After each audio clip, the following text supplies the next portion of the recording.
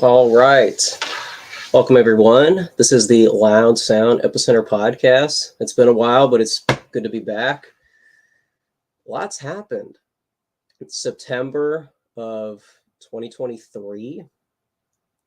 We can get right into it. For the sake of replay gang, before we get into it, this first part might be mostly putting some things into context. If you guys are on Twitter, this might be redundant. So I apologize if this is less original content totally and more of a recap for those online. But that's kind of, I guess this show is kind of a transmitter. If some people are on Twitter mostly, or if this show is somewhat isolated or the demographic is different, maybe this is the connection to connect all the context.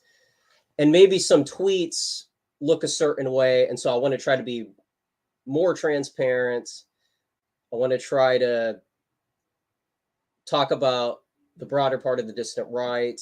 So in this show, we're going to be talking about Academic Agent, Endernax, Nick, Bronze Age Pervert. And I want to contextualize some things because, and I also want to be honest that maybe I didn't word some things correctly. So there's a tendency on Twitter to just lean into the blood sports, but maybe the show is the cool off period. Maybe there's some more to it, or maybe there's some corrections I can do here in case it was a little too hostile online. So is there anything else? Well, for the first part of this section of the video, we'll go through the Academic Agent lore, which happened earlier this September. That'll probably be about 15-ish minutes for replay gang. After that, I went to LA, so there's some stuff there. And then maybe at the end, we can talk again, like yesterday, about No Enemies to the Right, Twitter Space, Christopher Rufo, Charles Haywood. And so, yeah. So last stream, I talked about, or struggled rather, in too many words to sum up the brand or this show. So for those that don't know, or there's some confusion, one of the things about the broader dissident right is it's mostly a political thing.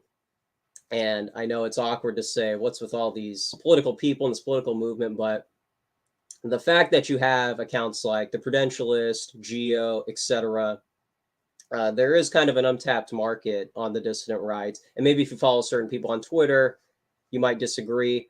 But in the grand scheme of things, maybe something that's lacking is the art critic perspective. And one thing that Geo talked about in his video with, I think it's Benjamin Boyce, was that the channel?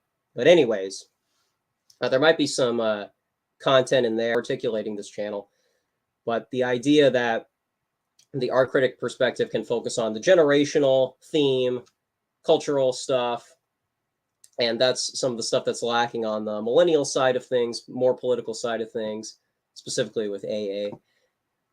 So this show is more of and not quite trying to do the Jonathan Bowden Pulp Fascism or Nietzsche's Birth of Tragedy.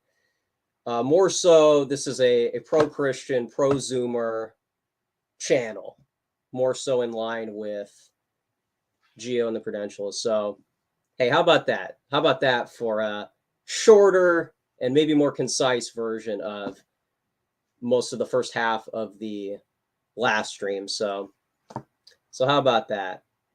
What do you guys think? Should we just get into it? There's a lot of context, so we can go through chats here. Thank you, Charles. Otto. Are we going to talk about Oh, yeah, and that's the other thing. We can get into some of the ADL Twitter Spaces. That's also part of the...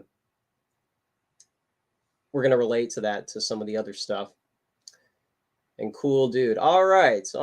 Well, by the way, before we get started, I'm curious if anybody here is tuning in via Twitter.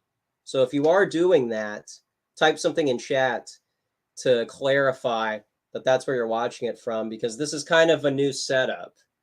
And I'm just curious what it's like across different platforms. So I'll also be referring to the chat via YouTube. So on Twitter, I don't think it shows up.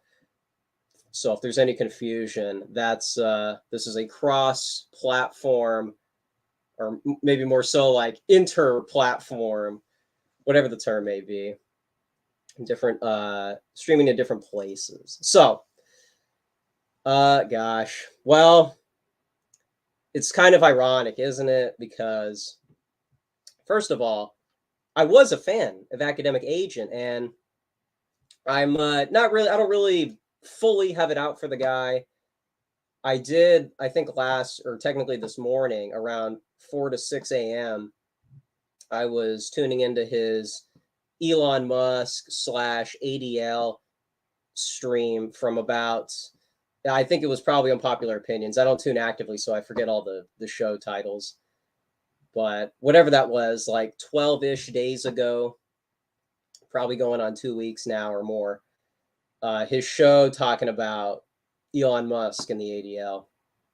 And there was some takes that I kind of agreed with. And he was kind of, there was one moment where he emphasized with the other guy, I think it was Alex, and then it looked like he was even on the opposite end with John D, because he was talking about how the media has this kind of, conceptually, it might have this total aspect where even alternative media is derivative of mainstream legacy media.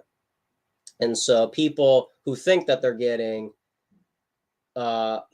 reactionary talking points or an unfiltered mainstream perspective, it's often not the case, because people are deriving a lot of news and information from the legacy media outlets. And so it seemed like he was kind of going back and forth with some of his own guys. And again, things like that, it's helpful. It's a helpful reminder. And I'll probably even tune into some of his streams later. And I don't think I can tweet towards him and get a response back because of the block situation. So it's going to be harder to communicate with him directly, I mean to say. But we'll see. We'll see what happens. He did unblock me for a time, and then an Endernax tweet, I think, prompted another block. So it is kind of a comedic thing. And I want to make that clear. Like, it's, before coming on here, I was thinking about, this is kind of like, this could be interpreted as drama, and this could be like holding an L on my own channel. But I do think there's some insight with this back and forth. And I also think it kind of brings the main themes of the show to the forefront with the generational perspective, some of the lacking things on the dissident right. So I want to use this as an opportunity also to do a show, which is often rare. And there is some Twitter lore that I think, the fact that this came from Twitter is also kind of a nice theme, because that seems to be the new town square. And some people might disagree. So for those that aren't on Twitter, I would encourage people to check out some of the stuff, because you might miss some of this stuff, and maybe for some it's just blood sports. But I do think this is some emblematic stuff for the dissident right more broadly. So I guess we can get right into it. Is there anyone else in chat who wanted to remind me of some things? Also, if I forget anything, type in chat some other things that have happened in the past month, since the last stream, etc., because I'll probably forget some things. So thank you guys for tuning in. And all right, so we got about 10-ish minutes for this intro type thing. All right. Well, I guess we can start. Well, I was re-listening to some of the, or I was listening rather to some of the recorded space on another platform. So again, I apologize if some of this is redundant. If you already tuned into the space, this is going to be some repetition. And I'm even going to try to use some of the same word choices that I had for the sake of being more accurate. And if I can remember some other things, you guys can probably remind me, or I'll probably go slightly off script. So for those that already tuned in, you might still want to check out some of this, because I think there's some other components that I'll probably fix or add on. So, Academic Agent, and a lot of people who found this channel probably found it through Academic Agent. So it is. Oh, is this? Oh, okay. Sorry. So it is ironic because this channel, which was kind of a byproduct of Academic Agent, is now seemingly on the outs with Academic Agent, and probably explicitly on the outs, because I'm sure he's not a big fan of me anymore, which is okay. But I think there's something to that, because his concept is the quote boomer truth regime, unquote. And there's some irony in the fact that there does seem to be a consistent theme of him waging war against the youth, which is a common trope for boomers. And maybe that's annoying to use his own concept against him. But I think some things will become more clear after, if people give this analysis a thorough, introspection. So I liked Academic Agent. I would tune into some of his shows, and I was a fan, and still kind of am. And he, he was kind of one of those characters like Curtis Yarvin who opened up mental avenues because of, like in the example of Yarvin, he introduced people to Thomas Carlyle, neo-reactionary thought, NRX, etc. It was a very political thing. And that's helpful as far as intellectual things, political things, figuring out things that you weren't getting in the conservative media. However, there is a clear ceiling with that stuff, because, as we've probably talked about on the show prior, just because there's factions online or ideas that we agree with other people on Twitter or elsewhere, that's not the full philosophy of it. And one thing on this show that may not be totally clear is, me being a philosophy major, and this show doing things like philosophy, maybe history when Thomas is on, and then more broadly pop culture. This is a type of philosophy for the 21st century. Gio was talking with, I think, Boyce about kind of the Walter Benahim thesis, where aestheticizing politics is how you can make sense of the 2016 election, Frog, Twitter, Groypers, dissident right broadly, and all of the memes, 4chan, etc.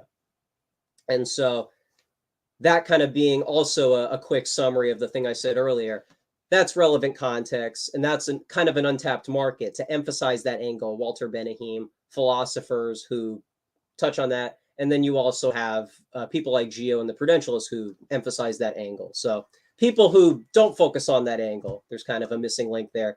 And what are they filling that niche with? Politics, political philosophy, more so political science. And with this show specifically, I also should have said this at the start.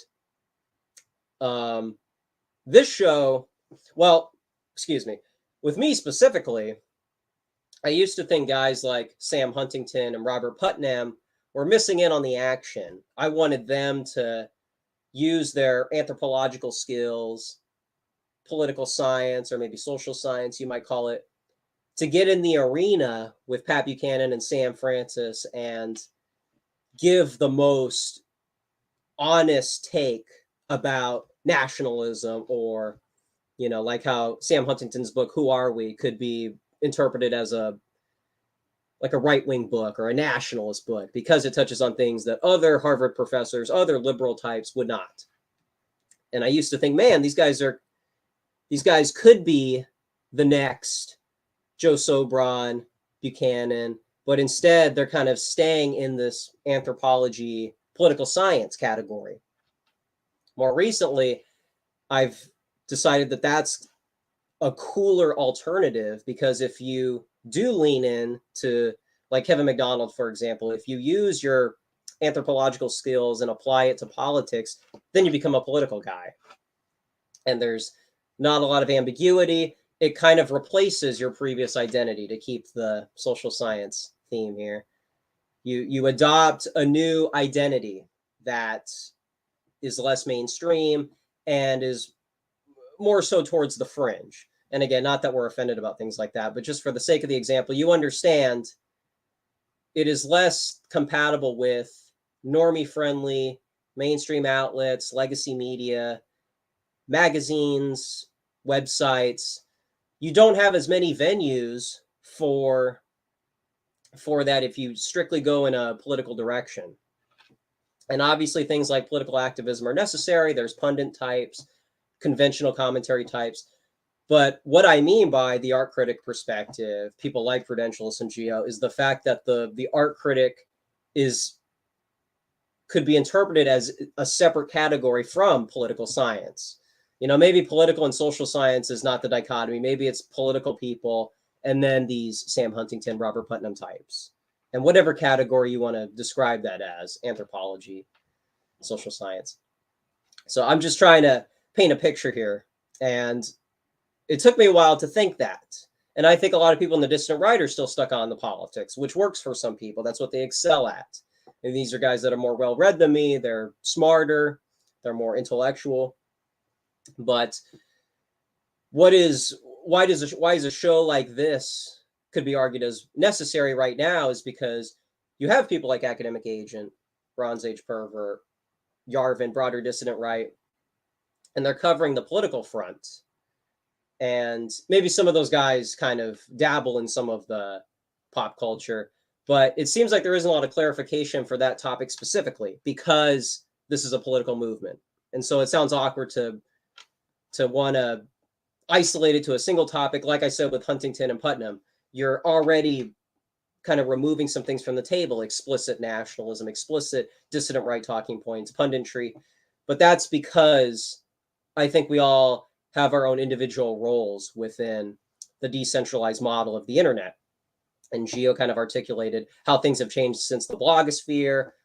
I don't think he, at least not the parts that I saw, he didn't explicitly, I think, reference the Amaranites, the early BAT people, Frog Twitter, and then what became MAGA, Groypers, etc.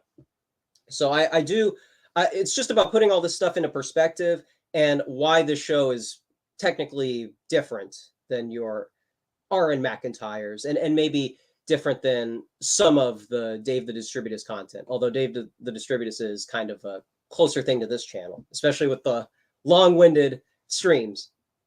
So that's where I think me and Academic Agent were probably never going to fully integrate into a coalition.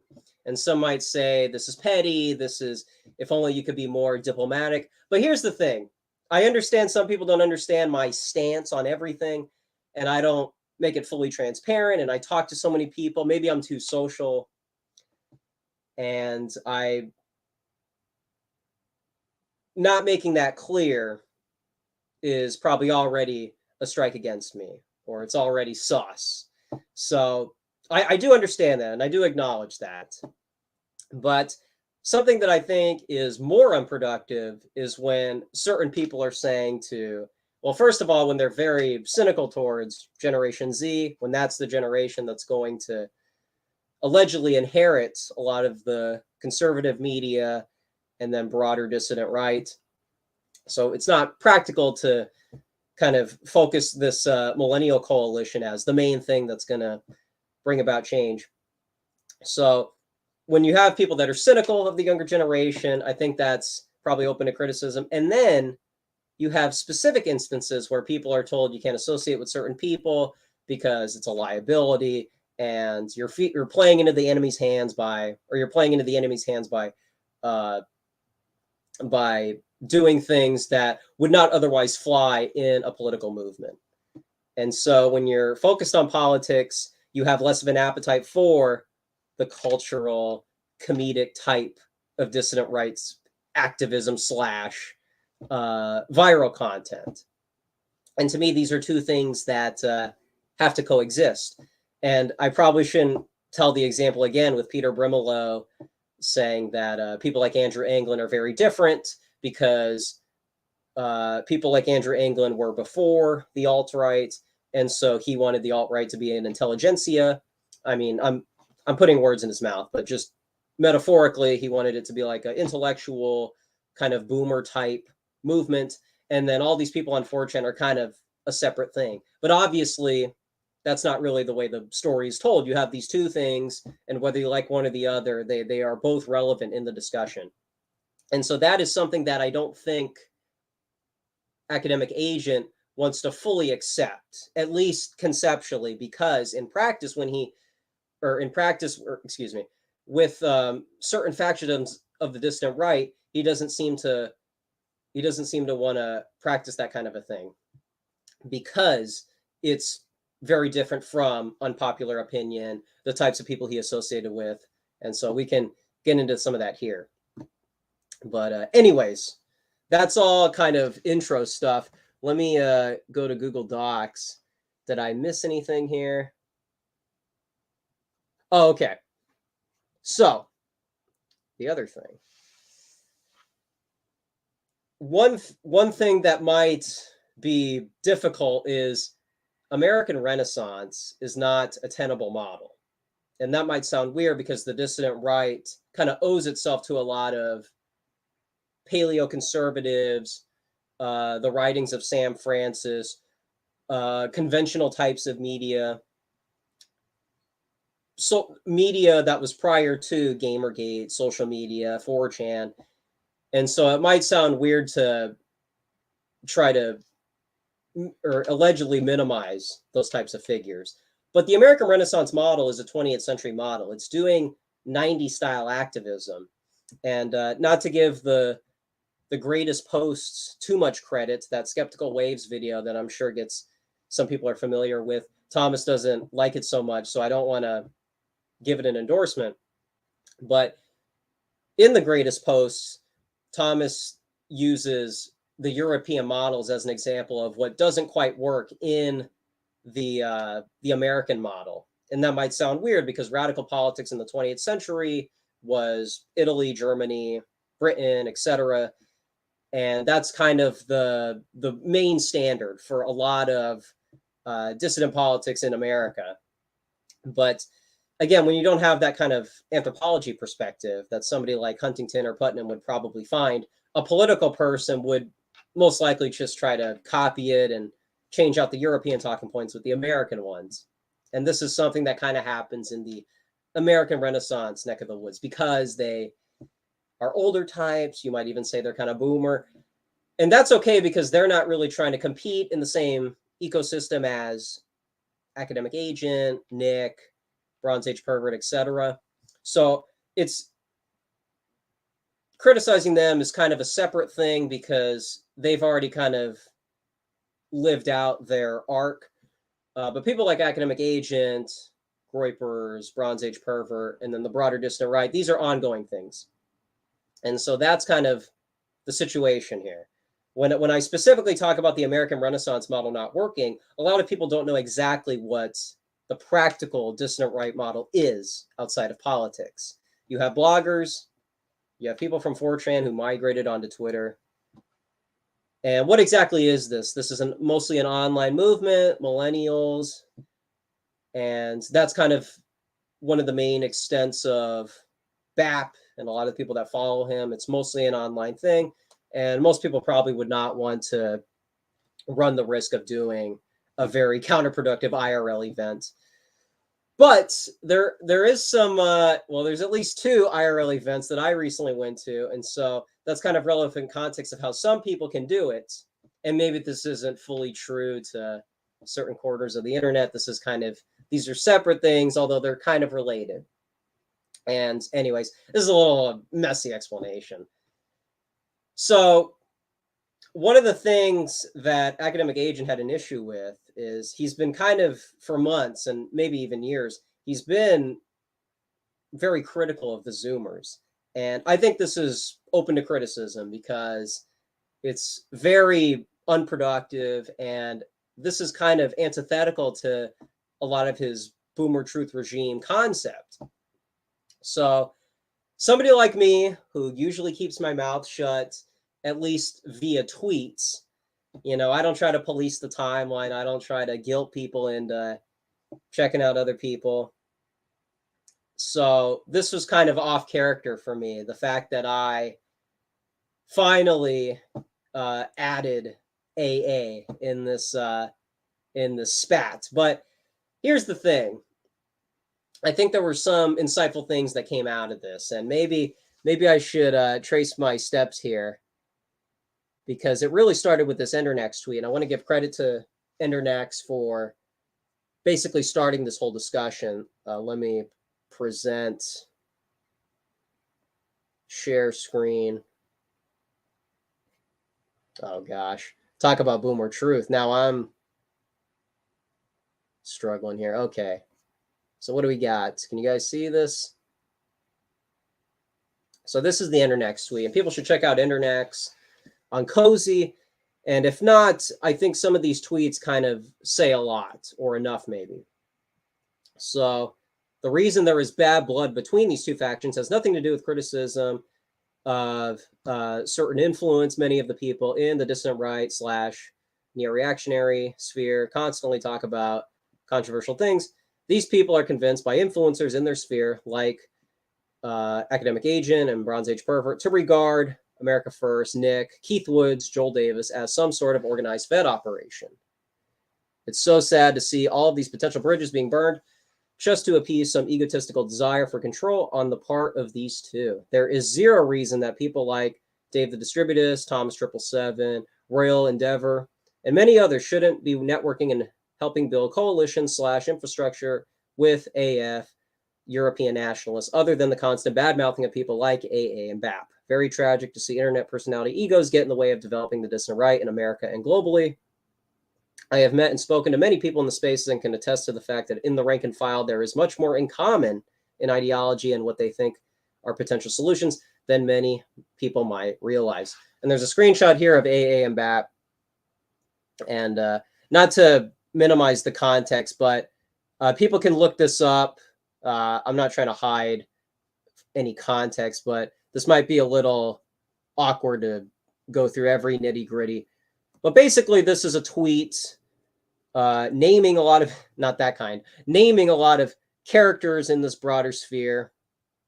And this is the context for why I jumped in and tweeted at Academic Agent.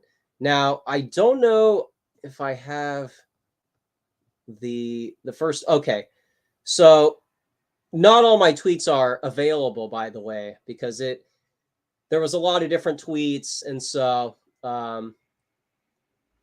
I did get rid of some, to be transparent, but I wanted to explain kind of the main things out of this discussion. So I talked, what was this? Zoomers getting told, who's in the in crowd. Yeah, so that's what I said earlier. The policing on the timeline, you can't associate with certain people because you don't know people's backgrounds, and people have supported certain things in the past. And here's the thing.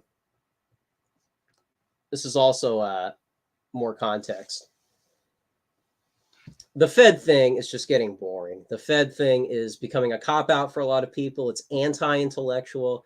And the guys that are supposed to be the bookworms and allegedly neutral observers of all this stuff, a lot of them are clicked up or have chosen a side that they think is probably closer to them ideologically, or the camp that they see having the most potential moving forward. And so I understand a lot of people have hitched their ride, so to speak, to certain factions, but I don't even try to get in there explicitly and try to steer it in a certain way. I kind of let people do their thing. And maybe that's kind of a cop-out. But one of the controversial things is people like Academic Agent has been feuding with Keith Woods and Joel Davis. These are more people in the European school of thought, kind of in the last few years. They kind of come from that school of thought rather than America. And so I think they've supported things that were more European-centric. Their radical politics comes from a more European style, is what I'm saying. And so AA and some others have said, like, this is kind of cringe, this is too far. And that's kind of relevant for what I said earlier. A lot of people in America or in the distant right generally, they don't really know how to do politics outside of explicit, the nationalist talking points, the next iteration of Buchanan, Sam Francis. They're used to that American Renaissance model. And I think we got to get past it because that's boomer stuff. That's 20th century stuff. That's 90s politics. Our heritage is 4chan, Twitter, the stuff that Gio was talking about with voice. That's the aestheticizing of politics. That's you could argue that's very different from pen and paper commentary magazine, not the neocon outlet, but like conventional commentary, explicit nationalism. That's kind of the European school of thought / American Renaissance.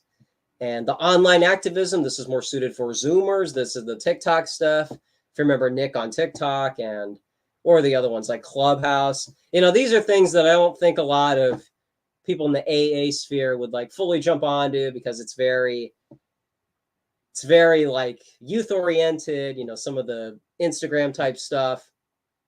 That's all very different. However, I think some of that is a closer model for future dissident movements, but online activism more broadly than, these kind of Shieldings conferences or, AMRAN, etc. Race and IQ. This stuff kind of has a clear ceiling. And again, that stuff was being talked about in the 90s with Charles Murray.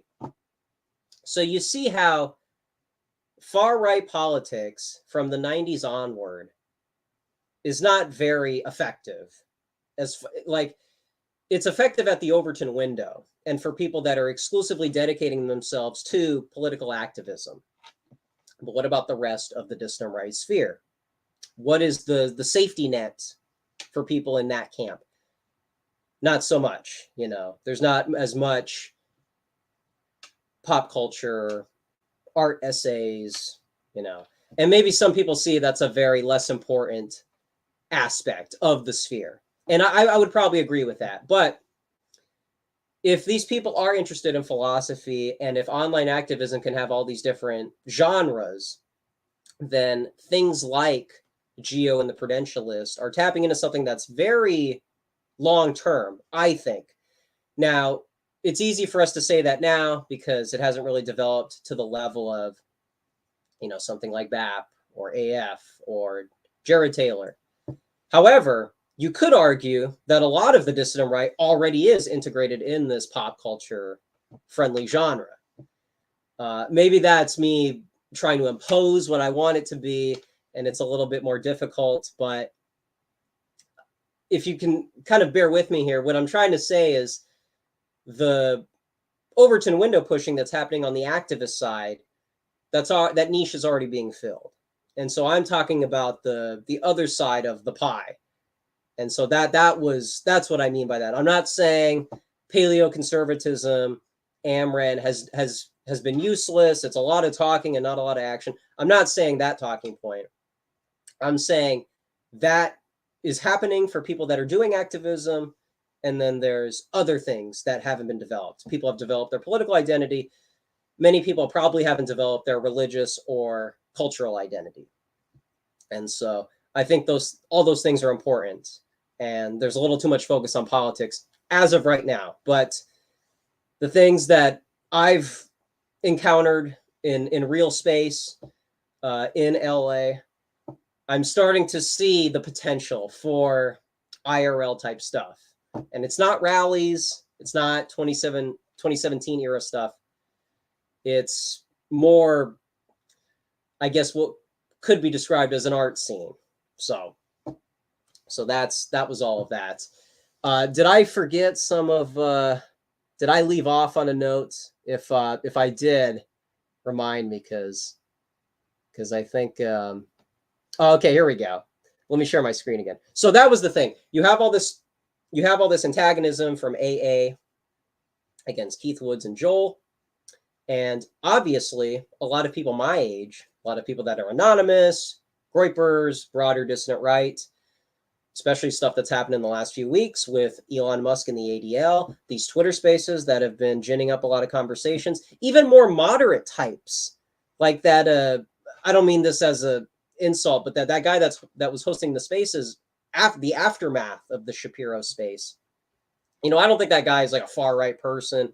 I don't think he's. And then there's that woman with, I think, the Game of Thrones character. I missed the Game of Thrones hype. Okay, so I'm sorry if this is my boomer moment. Excuse me, but you have all these kind of normie type accounts that are talking about Elon Musk, some of the more dissident topics, and they're letting in people like Keith Woods, Nick, etc.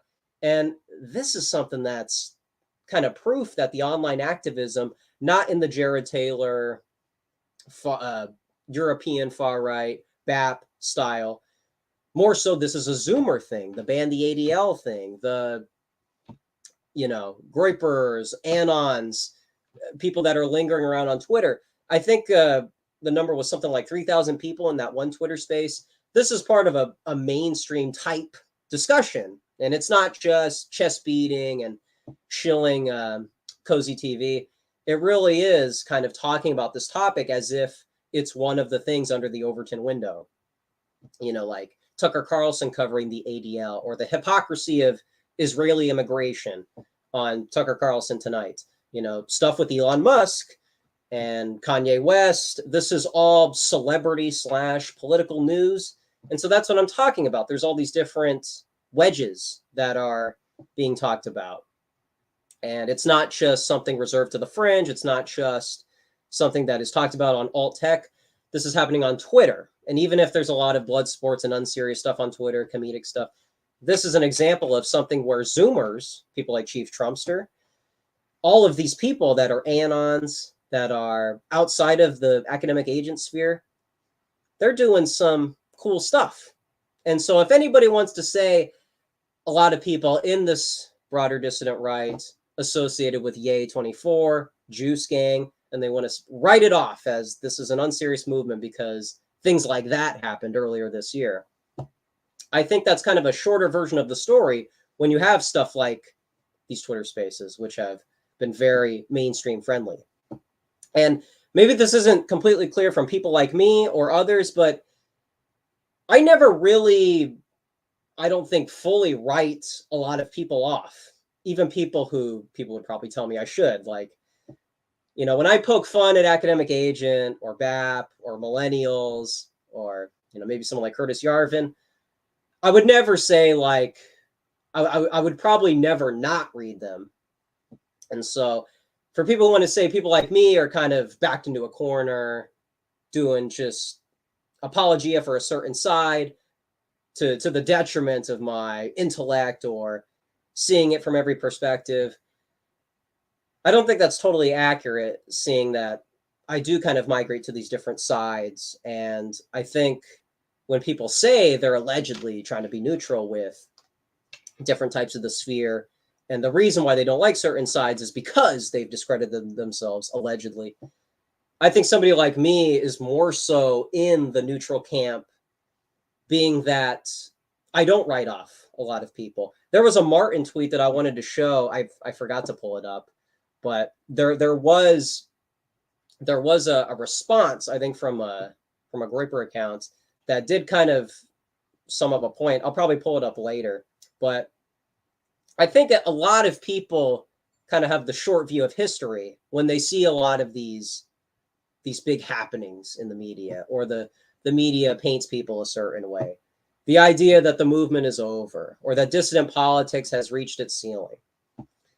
It might be a funny related note to cite, but you see this Mike Crumbler, I don't know exactly his name, but that journalist type who was showing up at those New York parties, and he was saying that the Red Scare scene and the Dime Square scene is like a fascist recruitment zone.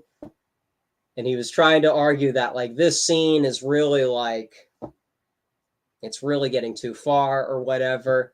Like that's the same type of energy that's coming from somebody like Academic Agent or a Millennial who's very cynical about Zoomers.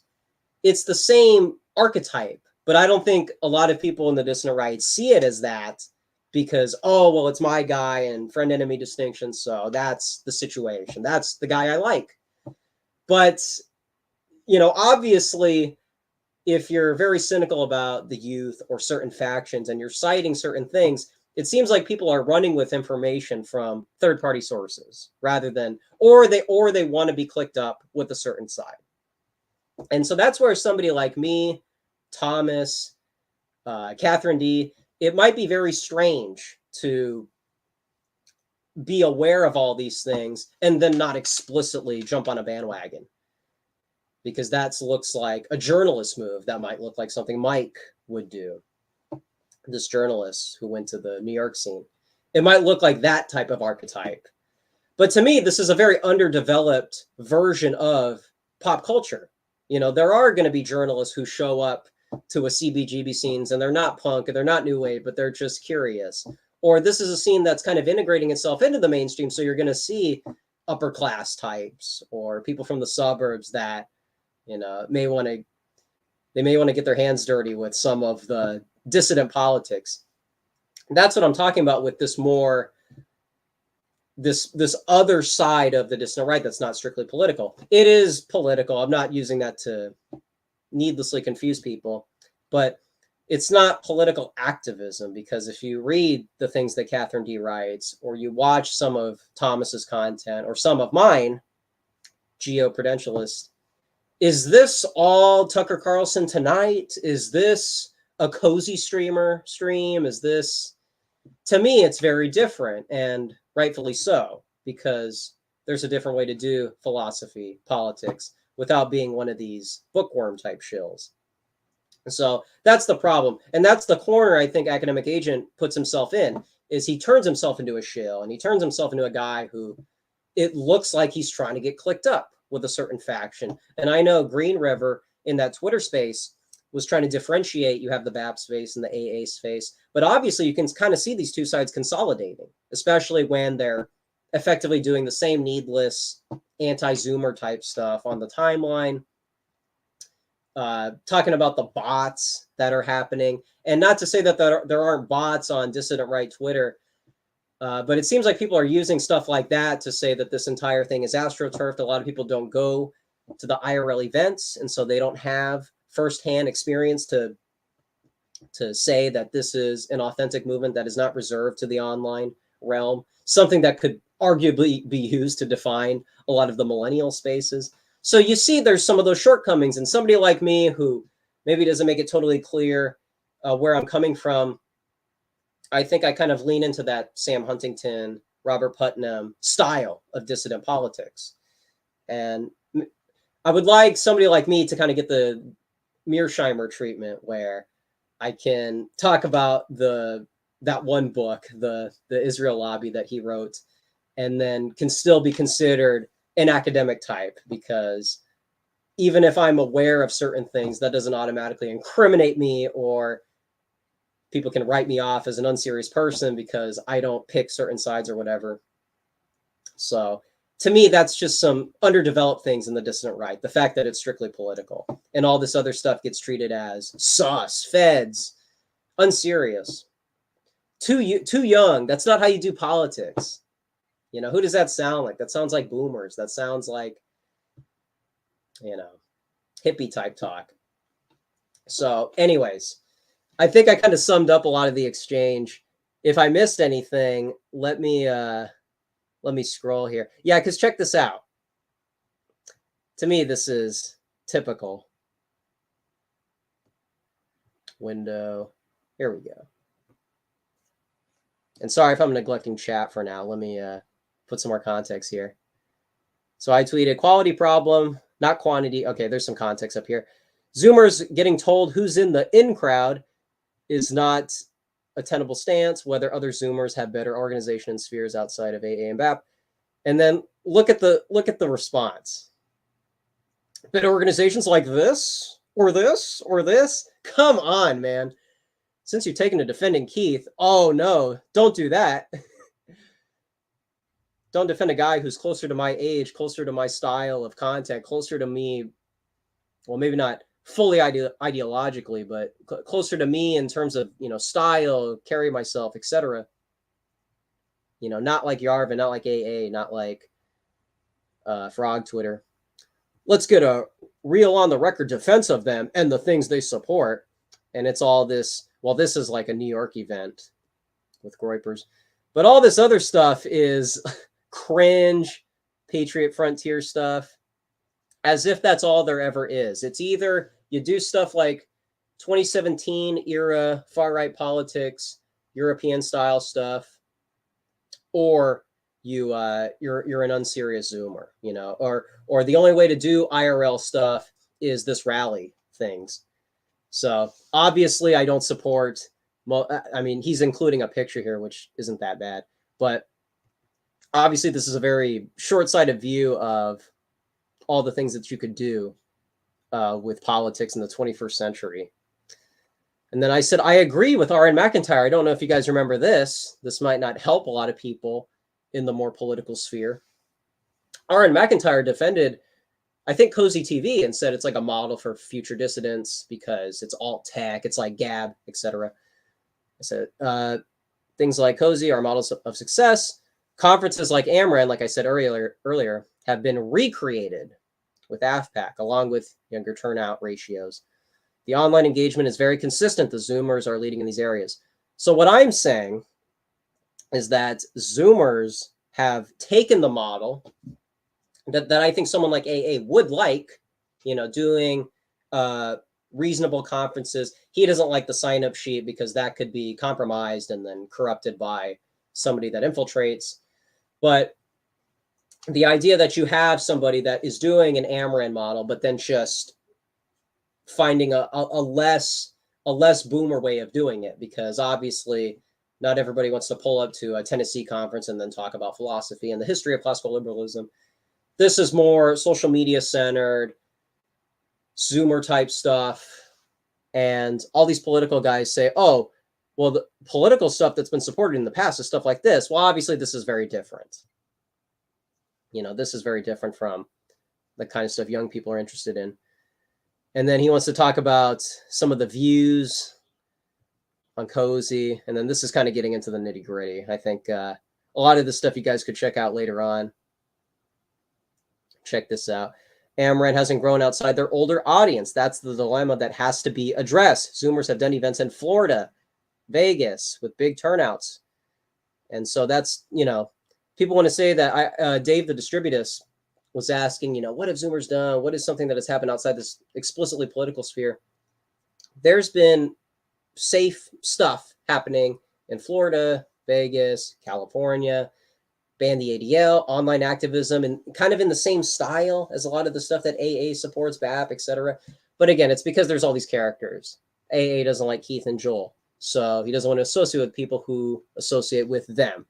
This is an untenable model because a lot of Zoomers are going to be checking out their content. They're going to be privy to things outside the AA sphere. And I think AA wants to steer things more so in his ideological direction. And this is kind of a competitor. Also, the other thing I forgot to mention, another thing that kind of probably set this thing up to happen later on. AA says his anti-Zoomer stuff. Okay, you could say that doesn't really involve me. Although when people talk about Nick, Groypers, Anons, I feel like that's kind of the punching bag for a lot of people to just also apply that to Zoomers. And I think that's not very generous. If you want to say, oh, I'm just talking about this big pundit. Well, the same things that you're criticizing him kind of apply to, oh, you guys are unserious. You guys aren't experienced. You don't do it the way Shielding's Conference, AMRAN. Somebody like AA prefers people like Sargon of Akkad, John Doyle, this safer version of dissident politics. And if people want to do that, people still can. But when the Zoomer faction is making a lot of waves with Twitter Spaces, doing new styles of online activism, to me, I don't think AA has a lot of room to complain about that happening at the same time as people like Lotus Eaters, the Shieldings conferences. But when he goes against the youth who are doing that at the same time, metaphorically, That's where I think it's very unfair. And not that everybody has to support every faction of the dissident right, but you see how that's not a very fair distribution of support across the spectrum. So that's the thing, is the only way to do politics is shows that Sargon is associated with this kind of classical liberal type philosophy that somebody like Christopher Rufo does, that Charles Haywood does. He does it in a very different way, so I'm not saying him as like a bad example, but is that the only type of dissident right activity that can be tolerated? I think people like Keith, Joel, Anons, they do a lot that's not explicit, and they do stuff in those Twitter spaces that people like BAP, AA, critics should support because it's closer to them than they might expect. When they kind of psyop themselves into supporting some of these more foreign-minded things, some of the Nietzsche type philosophy, pagan type stuff, not to kind of use the kind of post-liberal critique, but just because the post-liberals critique it from their perspective, it doesn't mean that a lot of that millennial type content is above criticism. A lot of it is underdeveloped in other areas. It's very intellectual from a political front, but does that really cater to Gen Z? Does it cater to the pop culture identity that people need to build up? Or is it mainly getting people down this pipeline of philosophy, history, very antisocial stuff, when it's putting that ahead of a lot of the Zoomer activism happening along the same times? You understand how these two things can be happening. And if one is waging war against the other, it's probably not because they're having a sober analysis of the entire thing. It's because people are clicked up. And ideologically, like Endernax said, that's not quite right. I mean, it's okay if, Christians and pagans, it's okay if like those sides are obviously opposite of one another. But if people are letting pundits get in the way of a bridge building happening on Twitter, to me, there's something going on there. And I think a lot of people my age get talked into certain things because they're all wrapped up in this political side. You understand that's what's keeping a lot of people my age back, is being more loyal to the political principles. Like, for example, AA going after Thomas. This made it's almost like you could say it kind of landed in my court now that AA was going after Thomas. And he said, oh, well, what do you expect me to do? I don't want to associate with certain people. And if you did a video with Keith IRL, and it's like, what? We can hang out with a guy. We can hang out with somebody who's actually, this is kind of the year of Keith Woods, you could argue. This is somebody who objectively has done a lot in this year alone. So of course, people my age, Thomas, they're going to be interested and it's going to be relevant. But if you stick to the political principles of AA, we don't want to be compromised, and some people could be feds. And you have this very vague definition of who's compromised or could be. And under that definition, nobody we like could be supported by that definition. And I tried to say that in a tweet. That reminded me of probably the most important part of this exchange. I was trying to critique his definition of, oh, you don't know what these people are about. These people could be infiltrated. They're doing the bidding of their enemies. And it's like, well, if that's what you think, from a sober perspective, allegedly, then what about a lot of these people that you kind of throw your support behind, that as far as I know, I don't think you're fully aware of all the individual components, or if you are, you're clicked up. But anybody could meet that threshold. And if they do, they're going to be persona non grata.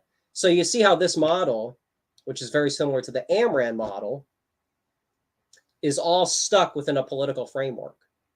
And that's why I think it's untenable. If the whole thing was just, I don't like AA's attitude, he's an older guy, doesn't resonate with me. But what I'm bringing up right now is this angle where Keith Woods is objectively doing a lot of work. And of course, that would be in the interest of AA, allegedly. But he's letting these political principles get in the way. Yeah, but he supported things like Patriot Fund. Yeah, but I don't want to associate with someone that he associated with. So Thomas is outside my sphere. Okay, so now you're cutting yourself off from all the action, Twitter, online activism, ban the ADL. He talked about ban the ADL, but he's, that thing happened because of people like Heath, people like Nick, Anons, etc. The Zoomers. Oh, but this guy doesn't like Zoomers. Well, guess we're just going to have to do unpopular opinions over here in the corner, away from power. That's the critique. My personal preferences aside, that's disappointing. That academic agent doesn't want to build that bridge, put things aside. We can pull up that tweet, but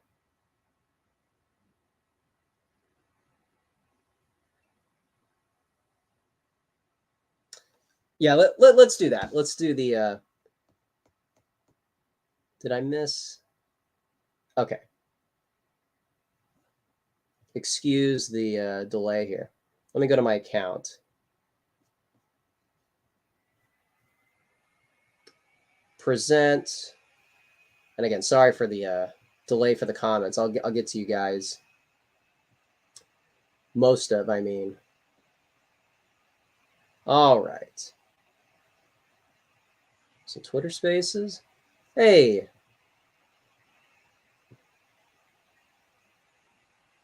So let's go to replies.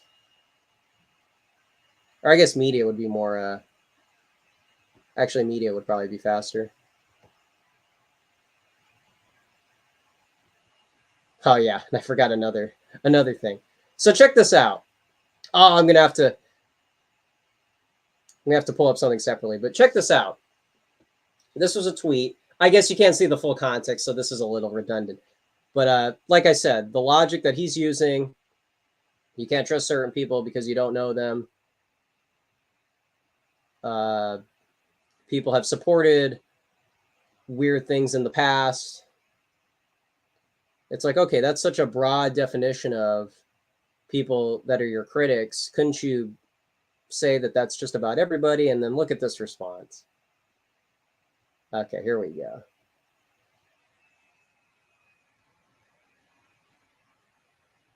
Where's the quote tweet? Oh my goodness. Is this boomer truth? And then it's funny because I put no enemies to the right, which is a separate thing. Oh gosh, did he get rid of this thing? I don't think he did. I just can't, struggling. Okay. Why can't I pull up the quote tweets? Wow. Okay. Sorry, Zoomer behind the keyboard is struggling. So anyways, to sum it up, he says he doesn't trust Keith and Joel, this and that.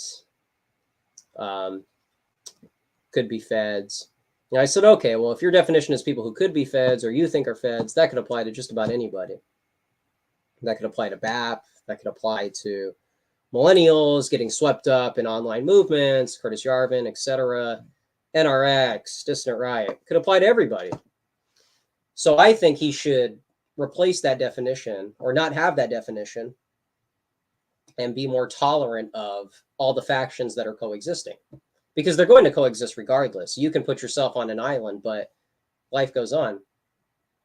And he responded, BAP has a funny Twitter account. BAP has a book. BAP has a podcast. And it's like metaphorically using BAP as a shield as his response to my tweet. And it's like, dude, putting BAP aside, I'm talking about this.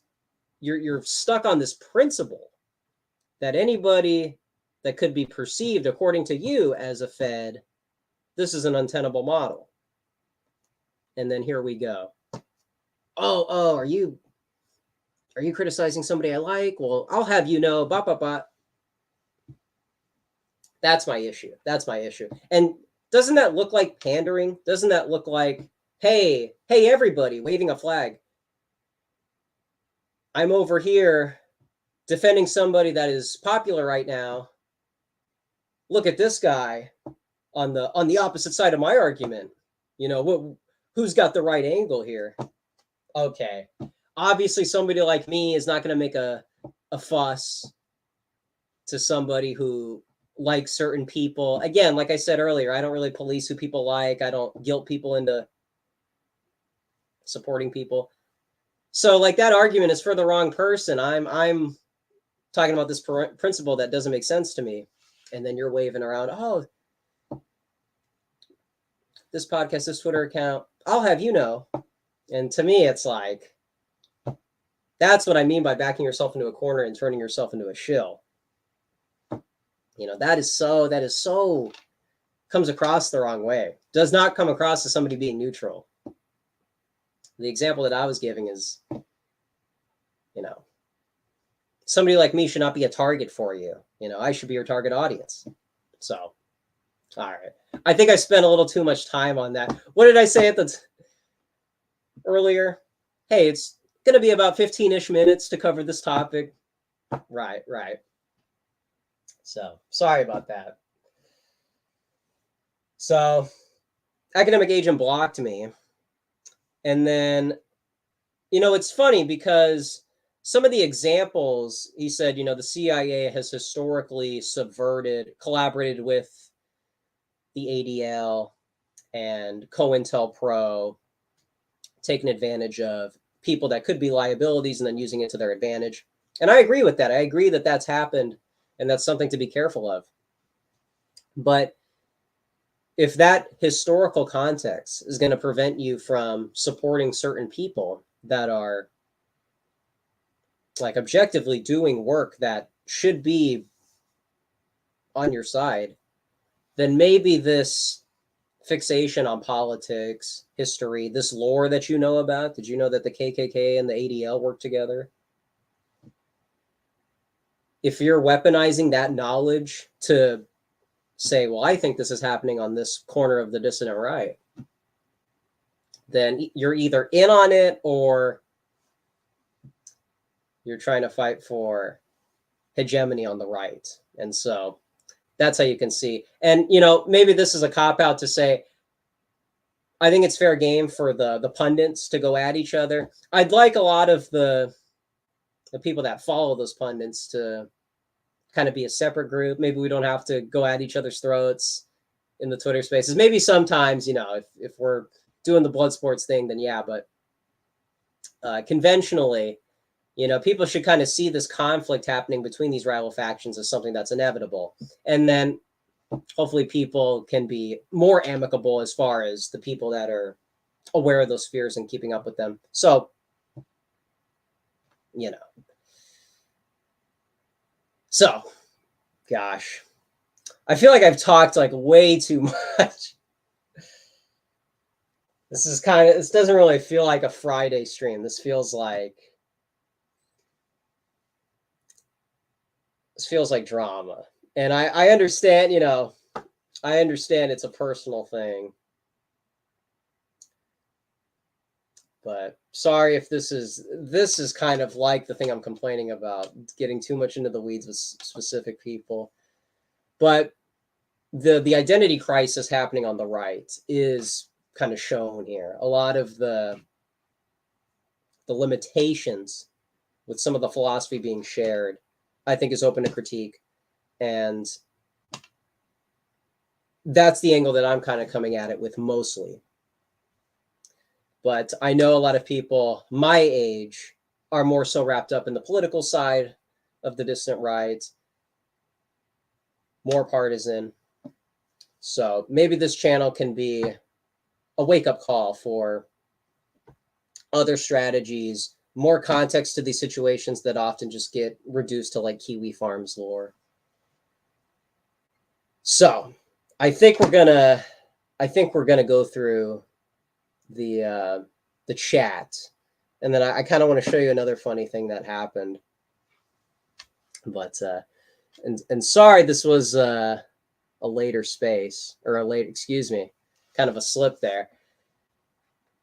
This feels like a Twitter space too. So I'm sorry if this was not earlier in the day. I know Friday night is tough for some people, but let me go through the chats before I miss more comments. My goodness. I feel like I just explained like the entire dissident right on this stream. So maybe I did a better job explaining myself in this stream than the last one, which was more of a off the top of my head thing. But this was more weighed down by so many different avenues that happened earlier this month. So I guess you do something better one way, and then you go all out for the other things. All right. Yeah, Charles, let me do your comment justice here. Are we going to talk about how AA tweeted banned the ADL, then deleted it when he realized Keith was involved, then attacked everyone who did tweet it? Yeah, how about that? How about when I went on Unpopular Opinions? Reminder, when I went on Unpopular Opinions and Kanye West had just gone on Tucker Carlson, or I think so. I forget the timeline, but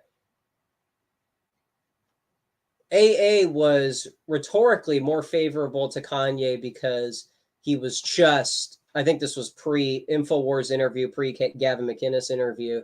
And so he was saying, oh my goodness, all these tweets that Kanye did, isn't that, funny and kind of true? Or some of it was, going into some areas. And we were able to like have a good time on the stream talking about it. And I said, this might pick up later on. And then post InfoWars interview, post Nick's association, Keith Woods association, this is an unserious thing, and this is just doing the bidding of the enemies. Everybody's compromising themselves. Everybody has identified themselves with something that was going to get people potentially on a watch list, and it's just like people forget that earlier version of the story where we could all kind of have fun with it, but then when certain people get associated with it, then it turns into this feud. So maybe that's kind of telling, and maybe that's the pattern of a lot of dissident right people. When certain people get involved, all of a sudden we have to be careful what we support, and some things might be fed ops and too cautious. All right. Tells people who are they allowed to associate with. Yeah, how about that? What else?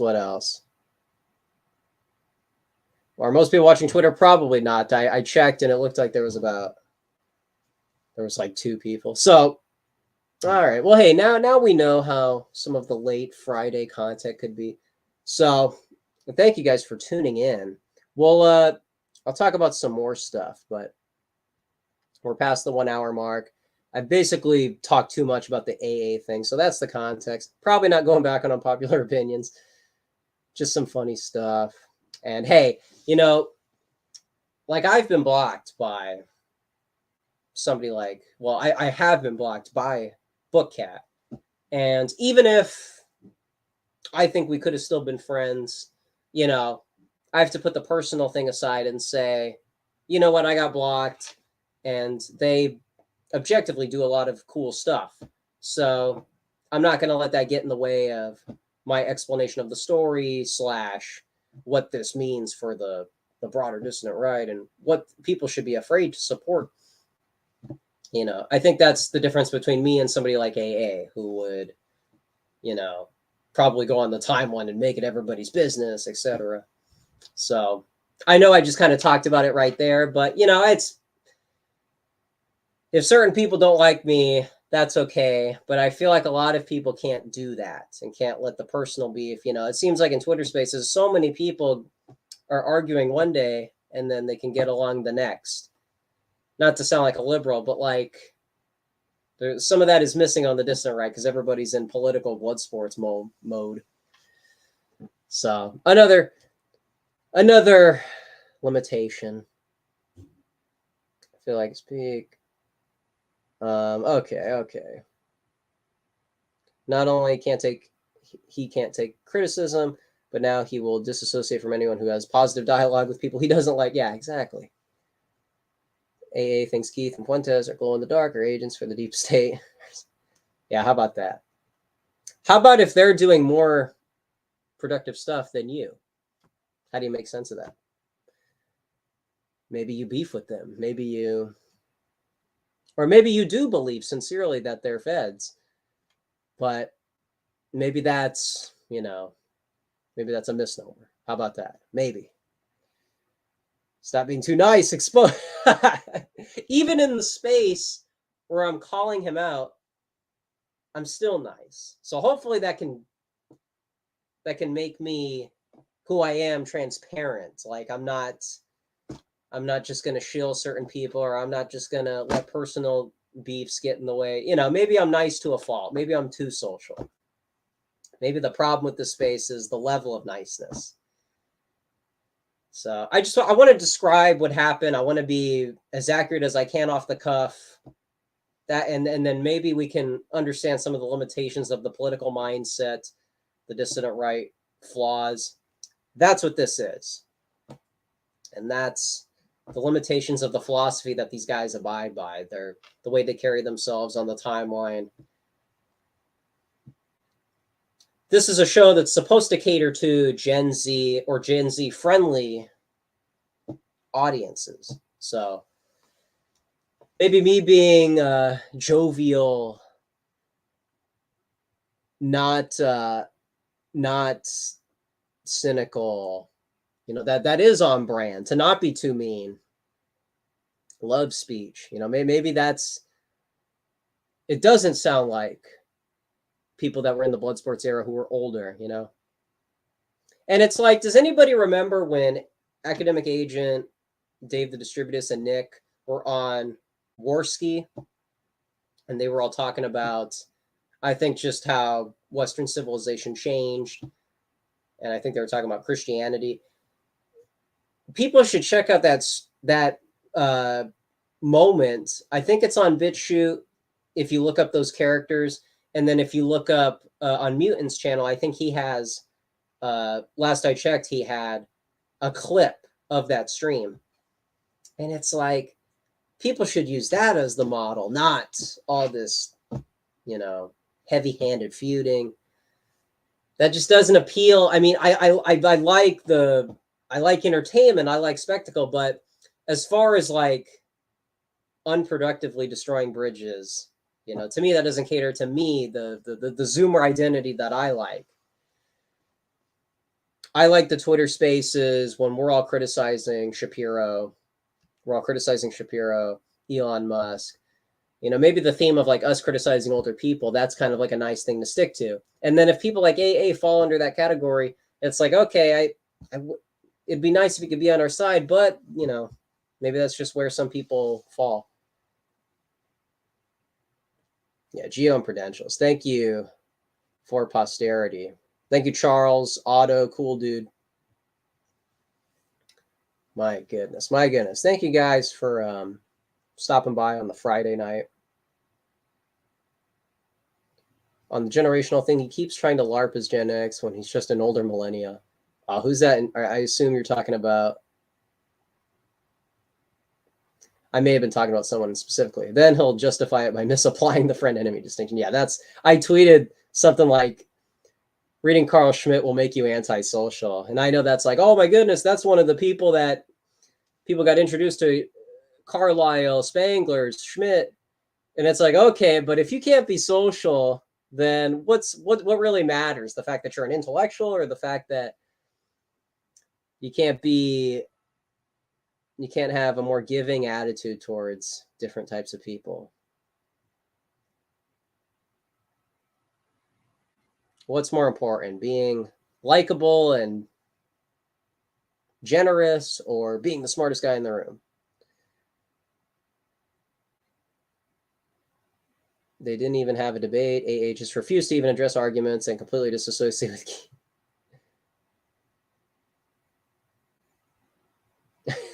Cool, dude. That's funny. I'm open to criticism because there's clearly a lot wrong, but his criticisms just aren't really daft. There you go. Ace, just say that's funny. Dawkins is Gen X, bro. Thank you, man. Thank you. An underreported note. Ace talking about Boomer with a bunch of Boomer albums. That is true. That is true. A contradiction. Correct. But we're supposed to take the Boomer culture and do it better. We're supposed to fix, like the Amran speech Nick gave. That was kind of a precursor to this show. The generational perspective, the defense of Gen Z, the limitations of the boomers. And people understand that when they're talking about liberals. What about all the dissident right boomers or the people who act like it, millennials who act like boomers, get all clicked up? Where's the love for us? Where's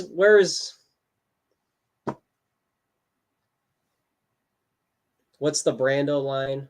I could have been a what? I actually forgot.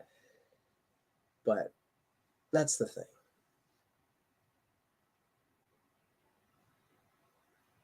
What Ace is trying to say is 70 proof.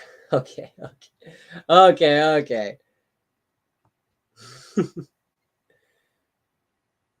It's also kind of hard not to listen to boomer music because it's just better. Yeah, that's the thing. And we can put our ego aside. Hey, I'm a Zoomer, so I could argue that the Zoomer music speaks to me. But I think I'm more fair than other pundits in this corner. So I'll admit when my generation lacks, and I'll, when I went to LA, I kind of learned the benefits of the millennial generation. So, hey, thank you, Conservative May. I don't know if she's still here, but that's another person who really just gets it. The personality, it seems like her disposition is naturally just, letting things be what they are and not being so partisan, not policing people. And then when it's time to feud, then she feuds, but it never comes across as like militant. And it's also very likable, kind of overlaps with the Zoomer type. Philosophy will be unable to affect any immediate change in the current state of the world. This is true not only of philosophy, but of all purely human reflection and endeavor. The only possibility available to us is that by thinking and poeticizing, we prepare a readiness for the... I don't know what this is from. Everyone should be encouraged to contribute their part to making society better in any active way. Having BAP described as more of a European-style right-wing dissident is just embarrassing. Oh, sorry. I'm kind of lumping everything together. I don't mean to get the... I may be describing it a little too vaguely, but some people seem to kind of latch onto that specific side of BAP rather than other people who like BAP and then try to get into an art scene. Some people get into him and then seemingly dedicate their lives to history and politics. So some people kind of abuse certain pundit types. Another flaw in the dissident right. No one fears.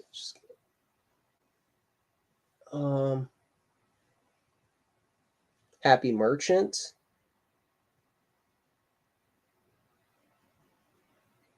Okay. Do we have some feuding in the chat?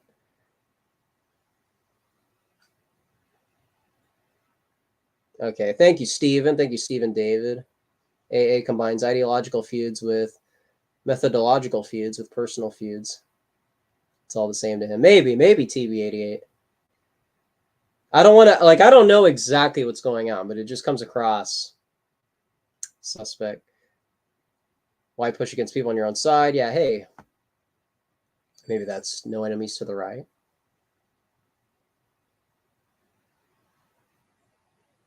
Elon Musk meets that threshold because he replied to Woods on Twitter. Yeah, how could you turn that into a negative thing? How could you turn that into, well, actually, this is very suspect. AA on his stream be like, I'm just saying it's weird. Something to that effect. It's like, what? What? Can't take that? Can't take that W?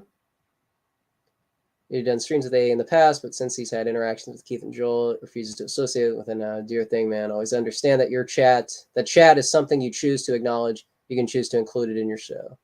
Yeah, that's the thing. And maybe that's more true to like the things that I've said. You know, it's if I don't want it to be all about me up here. You guys are also part of this. It's an interactive show.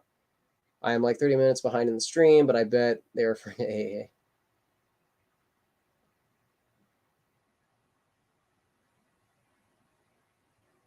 He is very back and forth due to his personality, feuds, and obligations, I guess. Yeah, it does seem that way. Oh, thank you, cool dude. Thank you for the Twitter advice. Thank you. But I kind of summed it up, so that was just to show you guys. All right.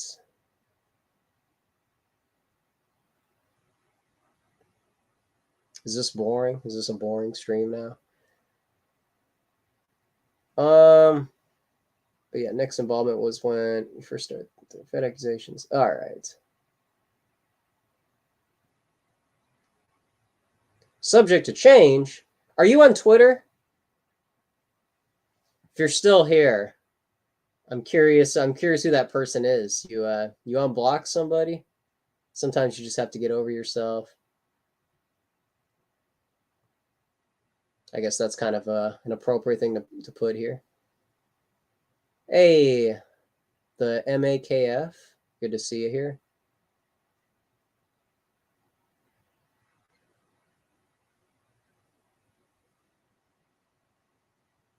My oldster take on Keith and Nick team is that Keith is way smarter than Nick, who is smarter. Okay. Nick's got the charisma and the leadership, and Keith has the insight. Yeah, that's the thing. That's the thing. Or how about like Keith and Joel? That dynamic is like Joel Davis is the brute force. Keith is the almost like an intellectual force. You know what I mean? I mean they're both like philosophy types, but you understand what I mean. The more aggressive side, kind of like the good cop, bad cop. Not to use that total example, but just for the sake of citing something.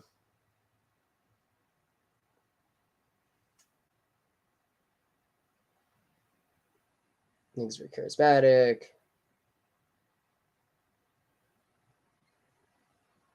All right. I remember one Paul Town stream where he was stream sniping Nick and saying everything Nick was saying with perfect timing. So I imagine there's a good amount of scripting. Maybe. Could have been I could have. Thank you, subject. Thank you, subject. Are you still here?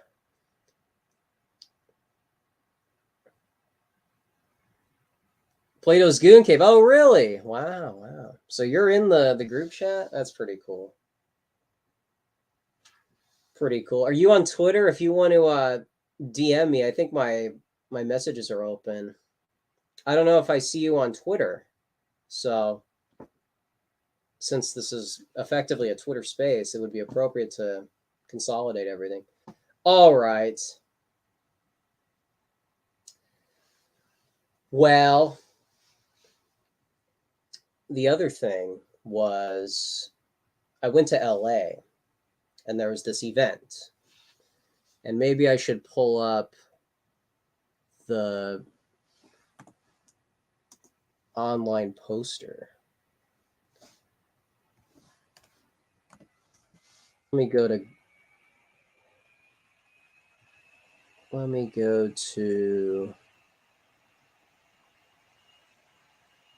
where is it?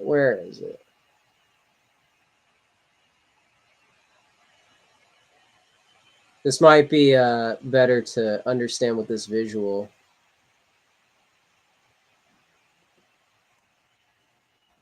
Excuse me.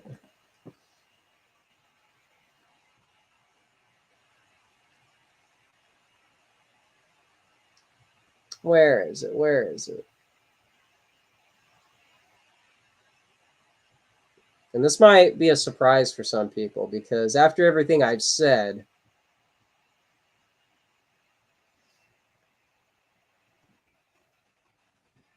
and all this dissident right talk, this may look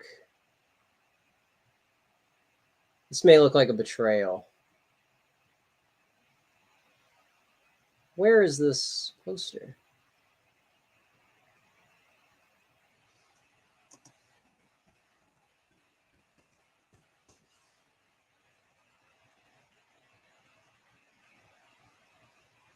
There it is. Sorry for the delay.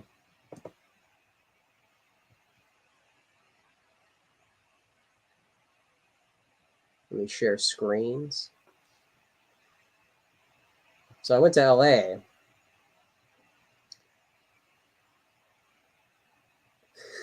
Yeah, it is. That's funny. Good. That's a catch, Charles Otto. That's funny. Let's go.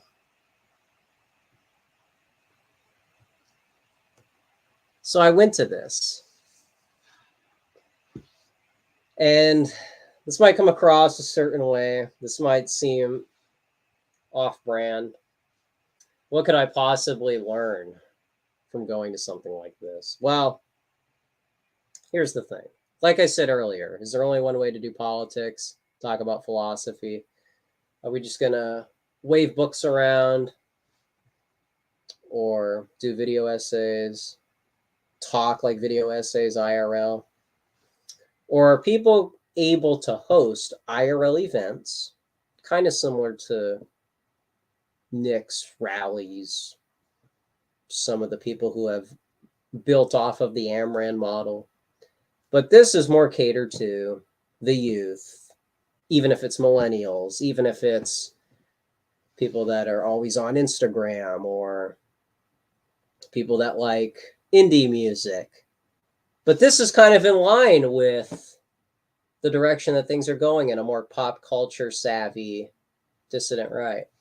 So while this may look cringe, too feminine, maybe even feminist, this was something that I think is kind of up some people's alleys before they even realize it, or probably should be up people's alleys if they're in this space, even vaguely. So I went to this in LA, and it might be controversial to even pay mind to people who like the Red Scare podcast or Grimes. This is almost like a completely different division politically, culturally. Just doesn't even seem like the same thing at all that we like about R.N. McIntyre, Academic Agent. What is all this stuff? This is girly politics or an attempt? But let me explain something. I went to this thing. Well, first let me look at the audience. The Ace Hotel. Hey, you noticed that, huh? Maybe that was almost like maybe that can be something that makes it less cringe. The fact that it's not just any place in LA, but a hotel that was actually very elaborate inside. So now I am sorry to disappoint. I don't have a hotel, unfortunately, but here's the thing. Let me put this into context because this is going to sound very schizophrenic. So Barry Weiss, who is like a classical liberal type. However, one of the benefits of her believing in that is she put on this IRL event. And because she's not a full dissident, she's able to get away with hosting people that she likes, allegedly. So if somebody like Keith Woods were to put something on, or Elon Musk, you might imagine some pushback or some protests. And based on me going there, it seemed like they weren't all on the same page, but it wasn't from the from the looks of it, it wasn't violent, it wasn't fully disruptive. And so this is kind of the benefit of having some palatability with the mainstream. So I know that sounds like a cop-out. Is this a sellout moment? Is this mainstream replacing the dissident identity? Some things to consider. But Barry Weiss put this thing on. I think the Free Press is the organization. And this is, I think, technically a new thing that's getting off the ground. So, hey, this thing hasn't completely embarrassed itself in the media. It's a new project that's friendly to dissident-ish figures. I don't really see a whole lot to complain about on that front. So yes, you have some classical liberal types. Sarah Hayter, who's like, I think, a former Muslim free speech type activist. However, she kind of falls in line with a lot of Barry Weiss, the idea that she's kind of a humanist type. And then you have Grimes, who's very, what would you even say? Like, almost kind of taking the philosophy and the tech sci-fi thinking a little too seriously, and I think falling in love with it a little too much from the looks of it. So you get a lot of unconventional commentary on that front. And then on the other side, because if you saw, it was a discussion about the sexual revolution, which turns into a broader discussion about liberalism, feminism, etc. Manic Pixie Nightmare. Is this what I said? What would you describe? Yeah, that's probably a closer description than what I said. So that was like allegedly, and we'll get into this, allegedly two sides that are talking about the sexual revolution, according to one perspective. Sarah Hayter and Grimes are on the sex positive side. And then you have this other side, but let me get to where this goes. The other side was Louise Perry, who in my opinion was the best representative on the stage, by appearances very well read, articulate, and probably the closest thing to something we would support on this show and people that we like in the dissident right. She's the author of, the book is something like The Case Against the Sexual Revolution, very blunt title, and she talks about how throughout history we've had waves of licentiousness and prudishness. And then I haven't read the book, so just based off what she said on stage and then interviews I've seen, it sounds like the Christian moral ethics triumphed because the sex positive subculture would basically be reduced to the fringes, and the dominant culture would obviously not turn into what it turned into, the sex positive 1960s. So that was like her main angle. And then you have Anna Kay, who is one of the hosts of the Red Scare podcast, culture critic. And so somebody like that might automatically make people want to write people off. However, like I said, with kind of my style of things, even if it's too girly, maybe there's something to check out here. So I went there, I walk in, and it's very elaborate. You have like, it looked like I don't know if that's the right term. You just have this very almost like maybe European style architecture inside. And again, Geo would probably take me to task on this, but it just looked very standoutish inside. It almost looked like a castle. And then you have a balcony, or you have like two levels. I mean, so the whole place just kind of looked like a castle.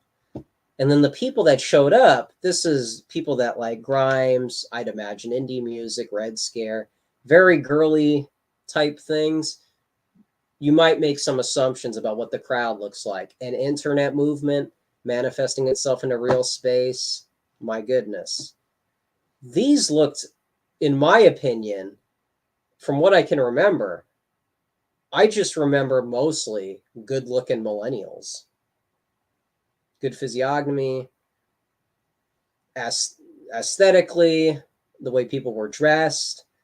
You might be completely blackpilled by seeing the poster online and then not going, which seems to be the way people look at AFPAC, maybe even Thomas. People want to criticize people online, or they don't fully know what's going on. And so, like I said, it seems like people run with third-party source talking points. Well, as somebody who was there, maybe some of the direction of where the discussion went, we can talk about that right after this. But this felt like a scene. This felt like the type of art scene that somebody who likes BAP or likes Yarvin or goes to these New York parties, this is the kind of thing that when people conceptually try to imagine a tangible youth movement, it looked like this. It might be, you might prefer something like the Schildings event or American Renaissance, but I still think this is stuck in like 90s politics or 20th century radical politics. This was like, felt like Zoomer friendly, even if it was a millennial crowd from the appearances. So something to think about, the fact that it's possible. And if people don't like the people on the stage, how about the fact that all the other stuff seemed to go according to plan? Something to consider. Maybe we don't just have to wave flags and do marching rallies. Maybe there's another way to do this. And then people showed up. So that was the thing. And the disappointment was, you could interpret that instead of two sides, because in my opinion there weren't enough religious claims being made, it allowed the discussion to go in favor of Sarah Hayter, Grimes, the sex positive side, and even some of the, what people would assume to be the sex negative Camille Paglia take on feminism, the state of Western civilization. You would expect right-wing-ish talking points from Anna Kay and Louise Perry. But, and because a lot of people probably don't do the homework and then compare and contrast accurately, somebody might just take them at their word that, well, they are to the right of Sarah Hayter and Grimes, therefore it's the best we can ever hope for. But it was kind of a mistake to use Camille Paglia, who seems to be very compatible with Nietzsche and the kind of perspective that she seemingly uses when she makes all these historical connections and where things went wrong with Western civilization and the different perspectives. Somebody who is well-read, like Paglia, can be smarter than your average second-wave feminist. However, there are limitations to even these newer-ish philosopher types that are closer to us. And so they're not above criticism. And Paglia is somebody who I think gets spread around through Red Scare, BAP, and she's very intellectual and memorable, just like Anna Kay. However, there is still some of the complications with the things that are said and some of the pivots. And maybe you want to say it's not even a pivot, because it seemed like from the outset they even acknowledge, well, I'm not going to try to fit the stereotype of a Phyllis Schlafly type figure, because they don't totally line up with that type. They just want to criticize how liberalism has gone too far, but there doesn't seem to be a moral claim on those arguments. And so you allow the discussion to be framed by the opposing side. Obviously, some of us are probably tired of hearing takes like that from different corners, like the no enemies to the right discussion earlier this week. But that was maybe the surprise for some people. Some people might be very dazzled by some of the things that are said on Red Scare and the things that are normalized on dissident right Twitter, millennial stuff. And some of it is like intellectually, it impresses people. But because this show seems to kind of get into pop culture, philosophy, you would expect something else from that discussion. And so it's not to say that we'll probably never tune into some of these personalities ever again, or we were so appalled that we're getting up and leaving in the middle of the show. But it is to say that there's an angle here that might be underrepresented because some of the people on stage might be so impressive to some that they kind of shove things under the rug. But that was kind of the Barry Weiss event was almost an example of the limits of Camille Paglia, the limits of trying to be an anti-feminist while conceding so much ground on the feminist argument. So that's the thing. It seemed like not a lot of people focused on that take, but it might take that Sam Huntington, Robert Putnam type critic to find some of that. So even all of that said, oh my goodness, there wasn't enough right-wing representation on this all-woman panel. But still, it's interesting to see that this is the direction that things are going in, and then we don't have to be surprised when things may or may not go in certain directions. So that was the event. I didn't realize I was going to be talking about it this time after, this long after, into the stream. So something to think about. I know people think Polly is funny, and even if she's, again, it's kind of that intellectual versus heart-based. Don't let your brain choke your heart. So, and again, it's not to be like obnoxious about it, but there's just something to be said. There is kind of a criticism there that a lot of people don't seem to do. Some people just seem to run with people that are dazzling to some and clever to others, but that was kind of a underreported aspect. And you probably wouldn't hear that from people who were already swept up in the movement. So it was just interesting to see. And so maybe we can learn from that. And then when there's another IRL event, you don't have to expect something like that. So that's the thing.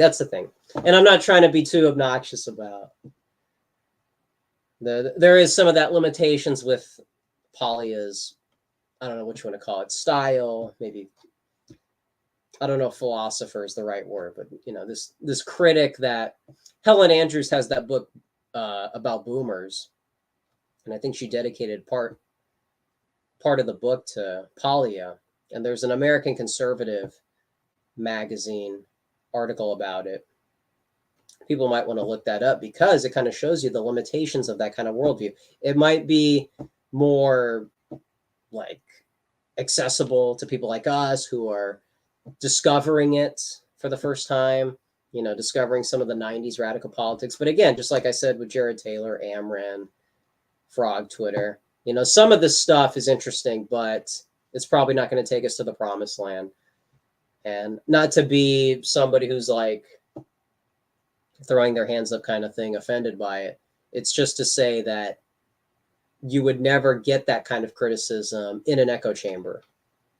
So maybe somebody has to not be fully dedicated to the movement, dissident right, to find that. And then it's information that can help the dissident right. You understand? So yeah, so that's that.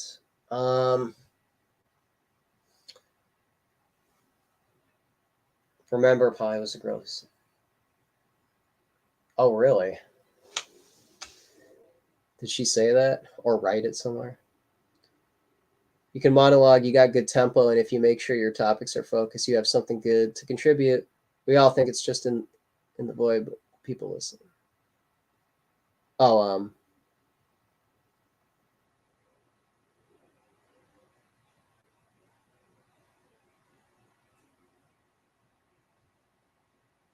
yeah, that's the thing, yeah.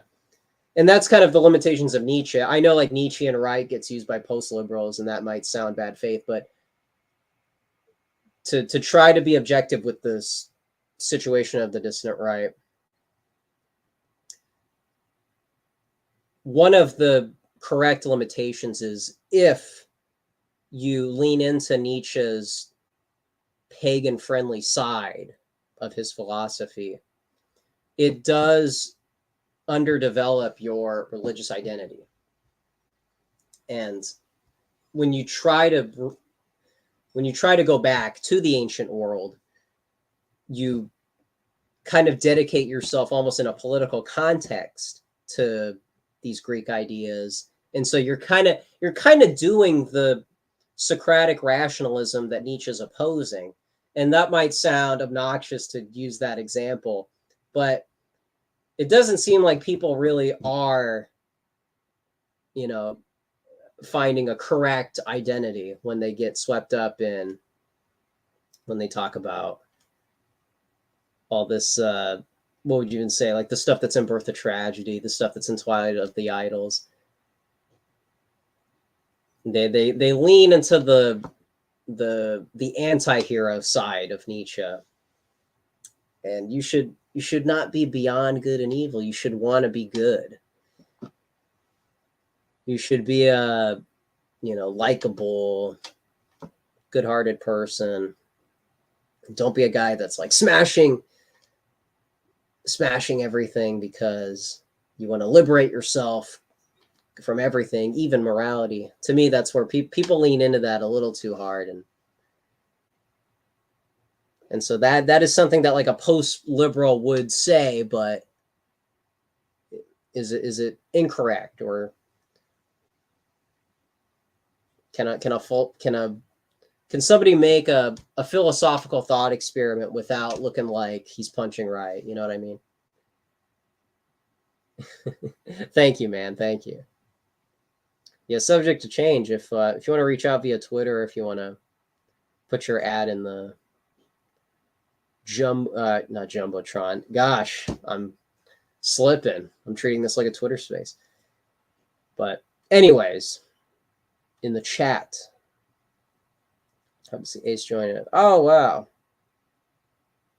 Thank you. Oh gosh, I don't know how to pronounce your name. But thank you. You kind of representing Zoomers on the DR, you know. Well, thank you, man. Thank you. I appreciate it.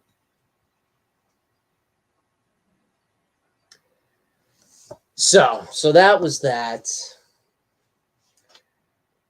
And then no enemies to the right. That's kind of been played out at this point. So I don't know if you guys are too interested in it. But yeah, I mean, what else is new? It's kind of similar to the Ace Hotel event where Christopher Rufo is kind of like Barry Weiss. He's by appearance as a classical liberal, free speech type guy, which allows him to want to host a space with people that are friendlier to our side. However, philosophically, he's probably not all the way there. And Charles Haywood looks better by comparison. However, we should always kind of be aware that some of these people that have come around in the past few years, and that includes people we like. So always having that open discussion about, yes, thank you for the space, but couldn't we have talked about the fact that liberalism has this stranglehold on politics, and we shouldn't really even seriously be concerned with hypothetical scenarios that sound like things that would never be relevant. And can we just have less? Well, I mean, infighting on the right is healthy, but can we acknowledge that a lot of the people that are critical of No Enemies to the Right are often people that would fit the profile of William F. Buckley, gatekeepers from the conservative media, people that have built up these followings and have outlived their usefulness because they're effectively just doing this vague philosophy critique. And then at the end of the day, they seem to just be classical liberals like James Lindsay, or they seem to just want to disparage people like Haywood who want to talk about Schmidt.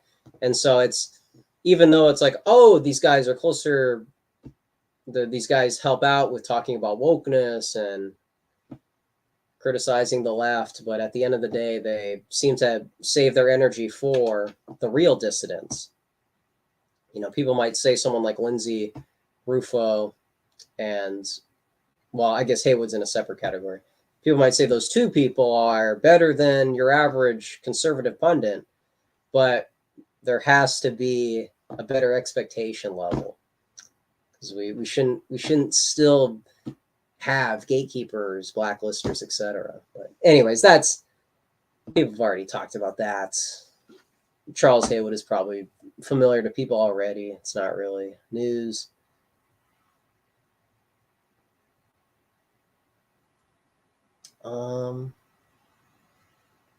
Taking it to comedy while having the undertone of get right with God. I like that. All right. How about that? How about that stream? Was that something? What do you guys think? The late night space is probably not ideal. Different tone this time. I'm glad I got to explain all of the context with AA. And then check out Endernax. Check out Endernax on Cozy TV. Even if some people are unfamiliar to some, maybe too partisan, not quite what we've been checking out, I think people should check out some streamers, check out some Twitter accounts that are more friendly to Zoomers relative to AA, more friendly to some of the shenanigans that happen on Twitter Spaces.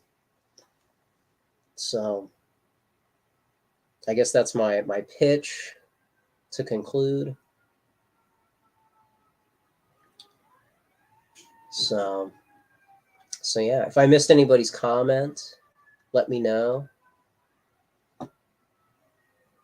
Sorry for missing some people's, because it's hard to keep up.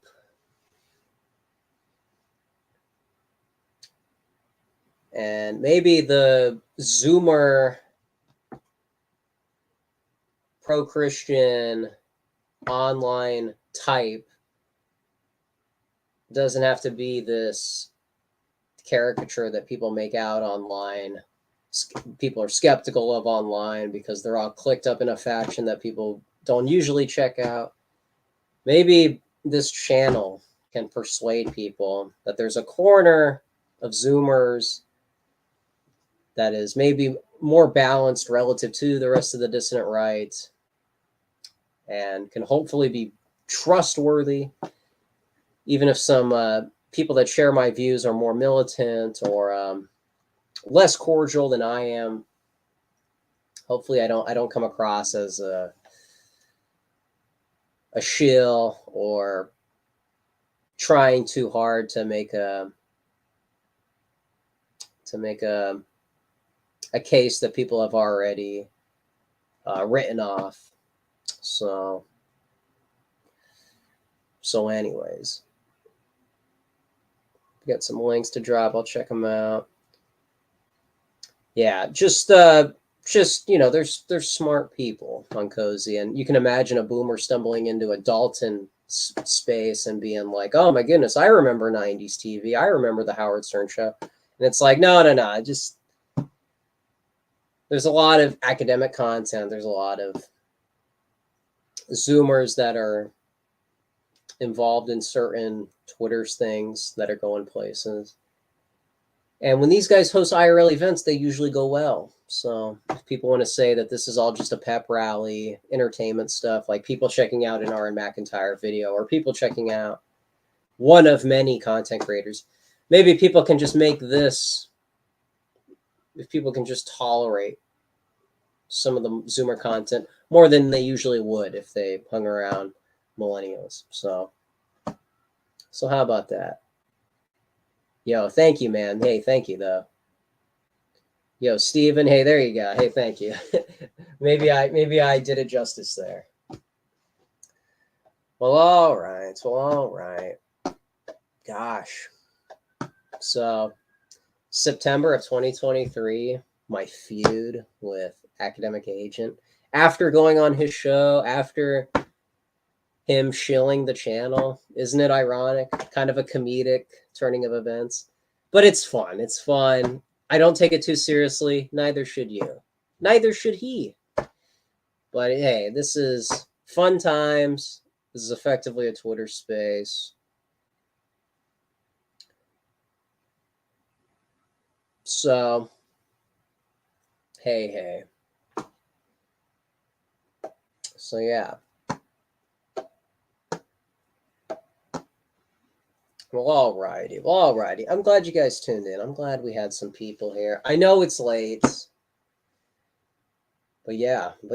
So just thought it was overdue to talk about that because that kind of involved a lot of things we're aware of. So finally put it to video.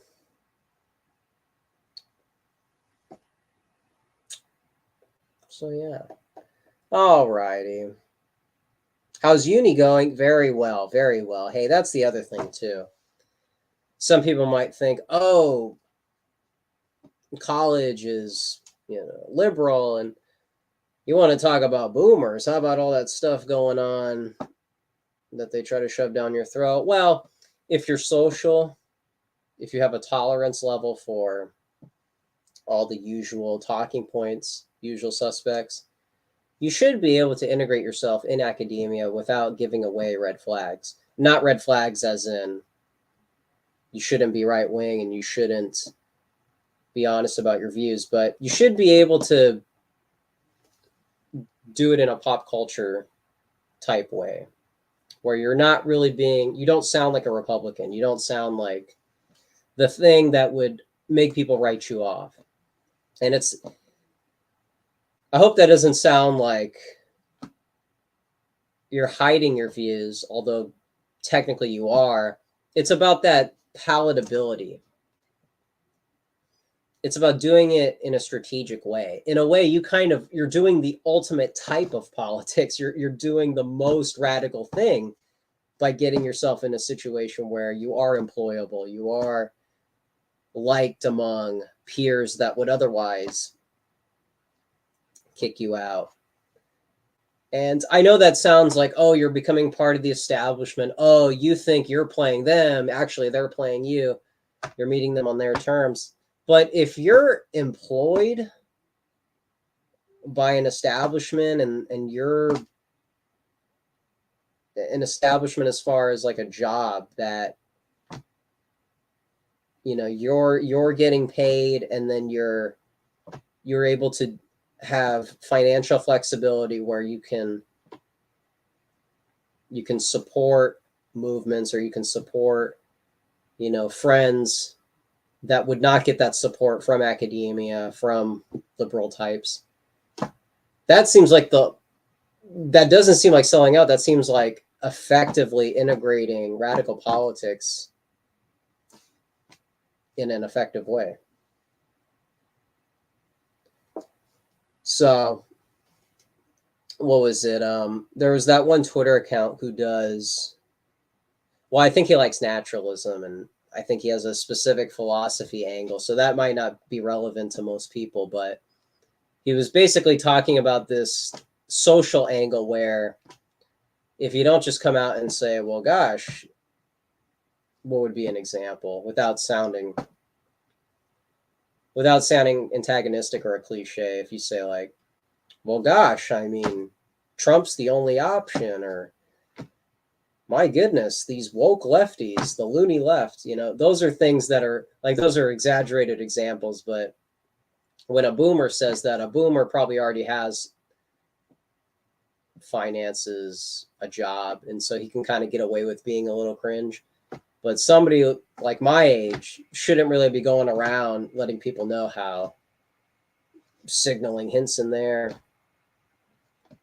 That's not really the appropriate way to do it. So when I talk about the pop culture angle, the philosophy angle, there's a way to do it without sounding like an academic. There's a way to do it without sounding like a shill. And not only does that help the dissident right be more social, politically speaking, but it also is a better way to be social in general. And that's receptive to people. Just like the Ace Hotel Barry Weiss event. That's not like a right-wing dissident event by conventional standards, but in a way it kind of is. How do you be palatable to people that are on Instagram, indie rock fans, Grimes fans, Red Scare women? And that sounds like such, not that you should be thinking like, not that you should totally be thinking like in the ends of itself, oh, if those people don't like me, then what am I doing? But you should be able to be likable to a lot of different people in a way. Not in the sense of like you're everybody's friend, like you're a pushover, but there is a way to do this socially, and a lot of people don't know how to do it because they know how to only be political when they're explaining themselves. But if you can just talk about your regional identity, your interests that aren't overtly political, that all can kind of be relevant in the dissident space, because the dissident space isn't just made up of politics. I feel like I've said that so many different ways that it's redundant. So I want to be generous to the audience. Excuse me, but that's what I mean to say, and maybe I struggled to shorten it. I'm suspicious, but I acknowledge the problem you're trying to address. I don't mean to say like, you could obviously imagine a way where it gets completely corrupted and you are getting played by the other side. You can totally imagine that.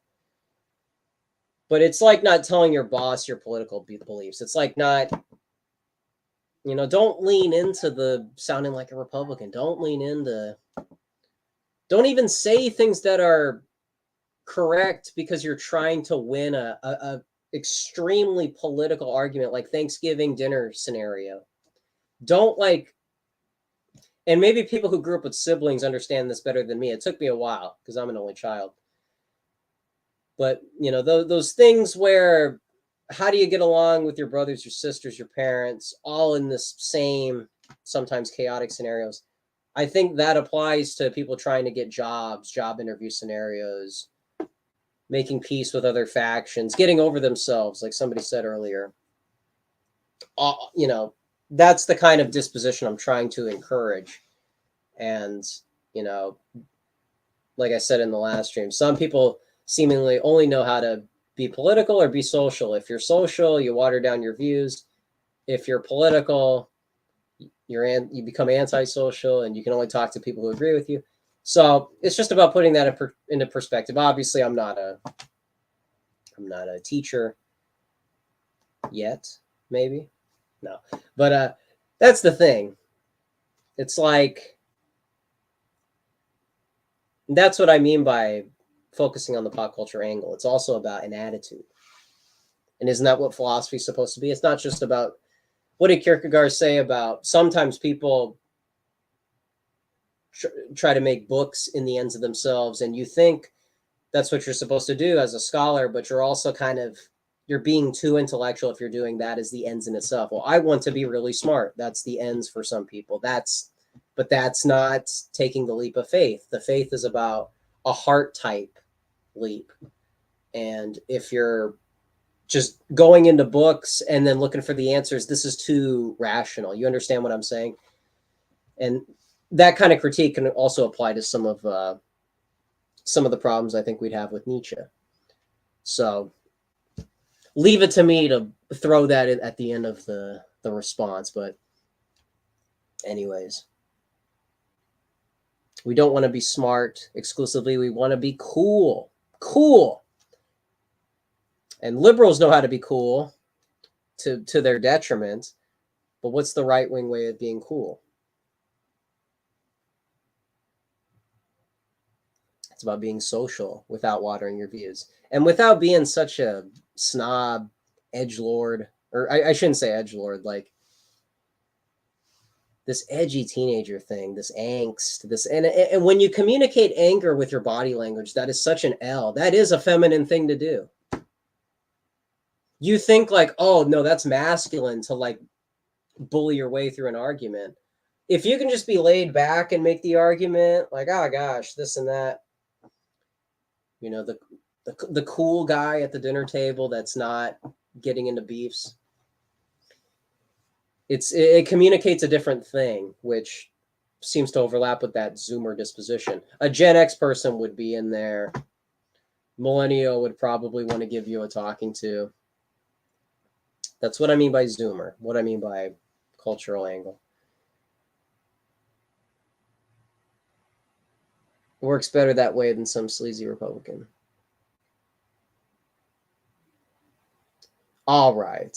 I think I may have overstayed my welcome. Well, thank you guys. I'm sorry this was a later space. That's my bad. Hope this doesn't just qualify as drama. I hope this was more of some helpful reminders for the dissident right and maybe some things that people can take into account when they conduct themselves. So thank you guys. Thank you guys for tuning in. Loud Sound Epicenter. Don't know when I'll be back. We'll see. But this was cool. So, all right. Well, thank you guys. I appreciate it. And I'll see you guys next time. Let me scroll up. Let me scroll up one last time.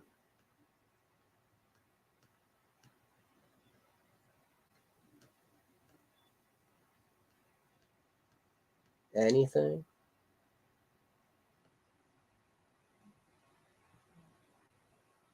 All right. All right. Well, thank you guys. Oh, thank you, Steven. Thank you. That's right. This was part of the routine.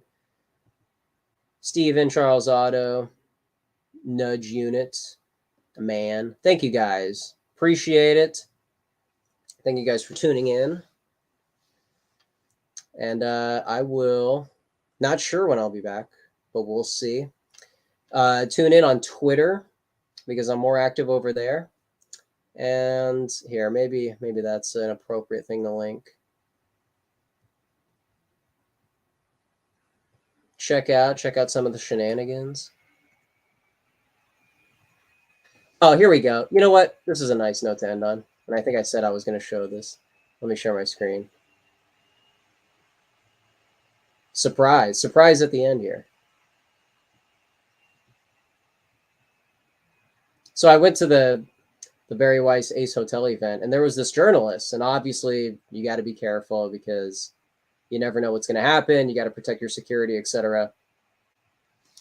But there's this article. You guys can look this up for yourselves. She's very like, it seems like she's very critical and kind of snarky tone-wise. And then she gets to this part. I know, she's talking about there's all these guys, etc., etc. And then, hey, who's this talking about? I noticed that one of these men who was then chatting about Elon Musk wore a Joan Jett t-shirt under his jacket. And then in parentheses, is he being purposefully ironic at an event already suffocating in irony? If so, good for him, I guess? Question mark. How's that for, was I described as angry right-winger, MAGA Republican? I would much prefer a personality that comes across as, whoa, what's that over there? Is he being ironic? Is this a comedy thing? What the? That's, to sum up what we were talking about earlier, maybe that's an example of something that could be used as a model. And maybe we can start to see versions of that compared to the hyper intellectual, hyper rational, super serious style of politics you see on the distant right. Well, all right. Hey, how about that for a closer? Well, thank you guys for tuning in. I don't know when I'll be back. Stay tuned on Twitter. Ace Rider CA. Ace Rider CA on Twitter. Excuse me.